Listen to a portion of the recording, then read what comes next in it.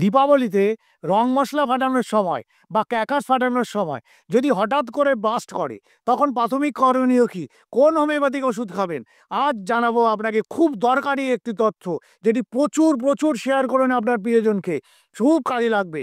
হঠাৎ করে যদি ক্র্যাকার্স বাস্ট করে, প্রথমে যদি চোখে যায় তাহলে কি হবে? চোখে তৎক্ষণাৎ প্রচুর পরিমাণে জল অথবা আরও জল দিয়ে ভালো করে ধুয়ে নেবেন, মিনিমাম 10 মিনিট, তাড়াহুড়ো নয়। তারপরেও যদি চোখে জ্বালা করে, ইউফ্রেশিয়া 30 এবং ক্যান্থারিস 30 2 ঘন্টা বাদে বাদে 2 ফোঁটা করে পাল্টাপাল্টি করে খাইয়ে দেবেন। আর যদি আপনার নাকে অথবা মুখে যায়, কি করবেন? নাক মুখ ভালো করে ধুয়ে নেবেন এবং যদি প্রচুর পরিমাণে জল দেবেন। আর যদি এই যে নাকে গিয়ে যদি শ্বাসকষ্ট হয়, তখন কি করবেন? আর্সেনিকাম অ্যালবাম, আর্সেনিকাল অ্যালবাম 2 ঘন্টা বাদে বাদে 2 ফোঁটা করে দেবেন, তার শ্বাসকষ্ট অ্যালার্জিটা কমে যাবে। আর ত্বকে যদি লাগে তাহলে কি করবেন?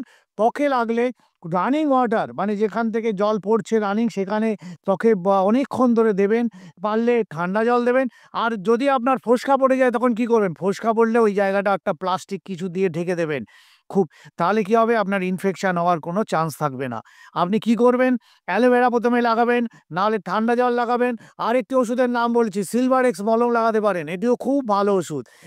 আর যদি দেখেন যে আপনার প্রচণ্ড জ্বালা হচ্ছে, তাহলে আপনি ক্যান্থারিস 30 খাবেন দিনে 2 ঘন্টা বাদে বাদে, আর আর্টিকা অরেঞ্জ মাদার খাবেন, সেটিতে আপনাকে ফোসকা পড়তে দেবে না, জ্বালাটাও কমিয়ে দেবে। বাড়াবাড়ি হলে সঙ্গে সঙ্গে হসপিটালে নিয়ে যাবেন। আরেকটা জিনিস আপনাকে বলে দিচ্ছি, এটা অবশ্যই সকলকে মেনে মানবেন।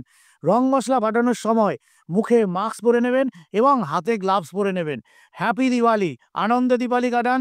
আর দীপাবলি শুভ হোক, সবার মঙ্গল হোক। নমস্কার।